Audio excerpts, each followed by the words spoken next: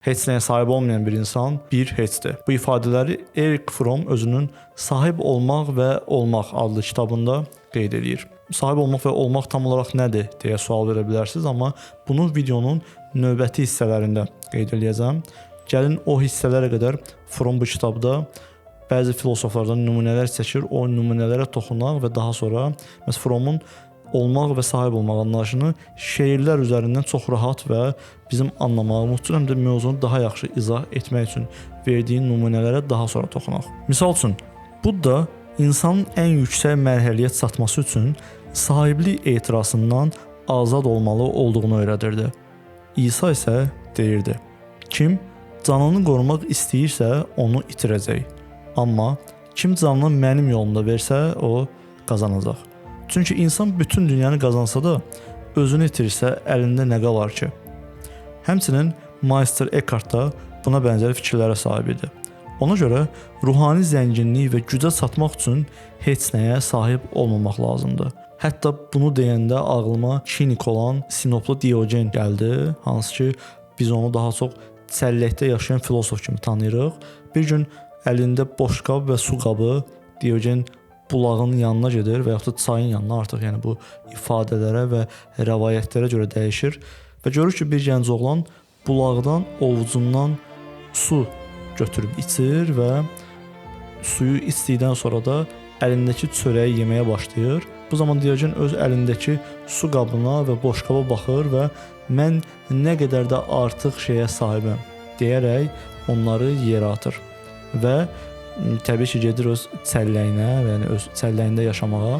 Əslində bu kinik fəlsəfəsinin də məhz təməl ifadələrindən, təməl düşüncələrindəndir ki, sən özünün artıq olduğun əşyalarına və yaxud da düşüncələrinə kənarlaşmalı və onları özündən atmalısan. Bu anlayışları fərqləndirmək və daha yaxşı anlamaq üçün, hansı ki videonun əvvəlində dedim, Erich Fromm burada bir şeir nümunəsindən istifadə edir, hansı ki 2 şeir nümunəsi verir. Bunlardan birincisi 19-cu əsr şair olan, yəni ingilis şairi olan Tennyson olur. Bunlardan ikincisi isə 17-ci əsrdə yaşayan Yapon şairi Basho olur, hansı ki burada verilən Basho'nun haikularıdır. Haiku Yapon şeir növüdür və 5-7-5 heca formasında 17 hecadan ibarət qısa şeir formasıdır. Gəlin bu 2 şeir nümunəsinə baxaq və tam olaraq sahib olmaq və olmaq anlayışları arasında fərq nədir daha yaxşı anlayacağıq. Bu arada burada bunu vurğulayım, şeir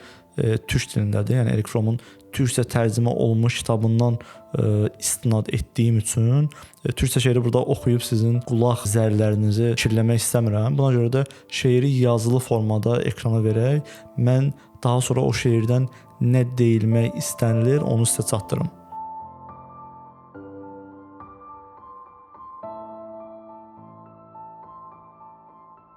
Yəqin ki, şeiri gördükdən sonra diqqətə varırıq ki, Tennysonun o çiçəyə sahib olma arzusu onu bütün kökləri ilə yerindən qoparmağa vadar eləyir və yaxud da bu hadisə ilə nəticələnir və bir növ o çiçəyə sahib olması o çiçəyi məhvinə gətirib çıxardır və bu Tennysonun həmçinin də həmin o çiçəyə göstərdiyi diqqət və qayğı Tanrının insanlar üzərindəki mənasını da əslində üzə çıxardır. İndi isə Yapon şeir nümunəsinə baxaq.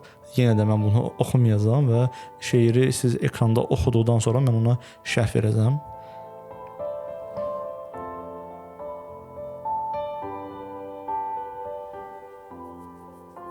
Yapon şeirini də oxuduqdan sonra görürük ki, hər iki şeirdə əslində göstərilmək istənən eyni hadisədir.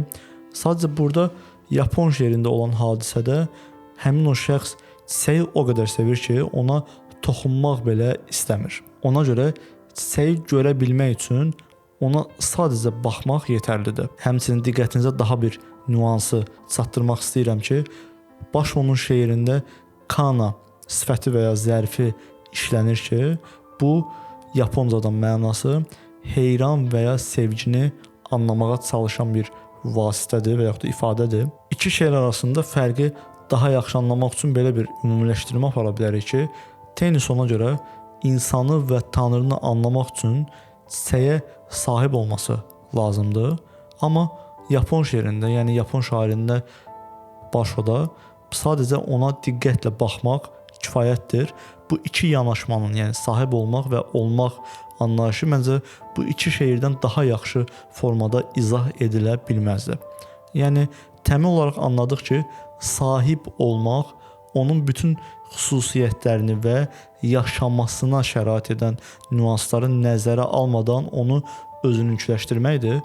Olmaq anlayışı isə sadəcə diqqətlə baxaraq, təbii ki, burada baxmaq sadəcə bu məsələdə bir nüansdır və sadəcə ona yanaşaraq, ona nəzər salaraq anlamaq və özün ola bilmək olmaq anlayışıdır. Əslində bu nüans kifayət qədər önəmlidir, çünki sahib olmaq və olmaq məsələsi xüsusilə texnologiyanın və süni intellektin həyatımıza daha çox daxil olması ilə daha önəmli hala gəlir.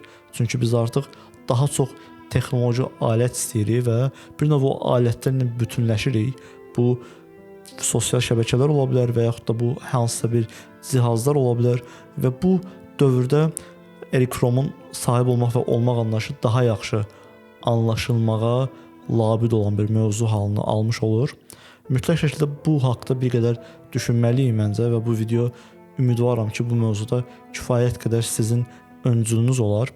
Biz daha çox sahib olmaq anlayışı yerinə olmaq anlayışına fokuslanmalıyıq. Əlbəttə bu videodan bu nəticəni çıxarmaq məncə çox kobud bir ümumiləşdirmə olar. Yəni bizdə o sinoplu Diogen kimi bütün əlimizdəki hər şeydən qurtulaq və gedək bir səlləkdə yaşayaq və yaxud da təbiətə qayıdaq. Yox, bunu demirəm təbii ki.